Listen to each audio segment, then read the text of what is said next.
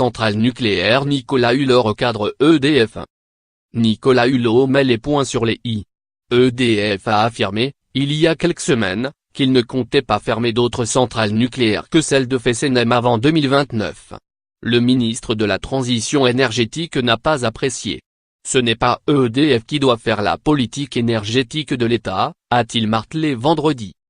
Depuis 2016, le groupe public amortit dans ses comptes ses plus anciennes centrales, celles de 900 MW, sur une durée de vie de 50 ans, alors qu'elles ont été conçues initialement pour fonctionner 40 ans.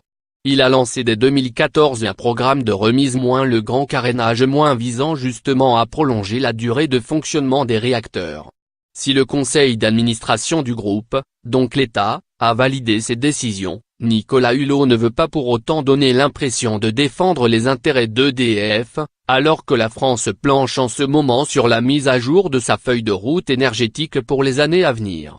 Au final, sur la sécurité, l'autorité de sûreté nucléaire a la main. Et après, sur les réacteurs qu'on prolonge, qu'on relance ou qu'on ferme, c'est le gouvernement qui garde la main, précise le ministre. Lire aussi, l'État lance un appel d'offres photovoltaïque pour l'après Fessenheim. Promesse non tenue du candidat Hollande, la fermeture de la centrale nucléaire de Fessenheim, doyenne du parc, mise en service en 1977, doit être effective lorsque le réacteur EPR de Flamanville démarrera.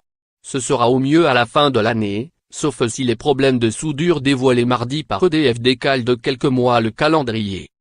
En visite à Colmar vendredi, le secrétaire d'État à la transition énergétique, Sébastien Lecornu, a annoncé que le gouvernement procéderait à un appel d'offres de 300 MW pour des installations photovoltaïques dans le Haut-Rhin, le département où est implantée la doyenne des centrales.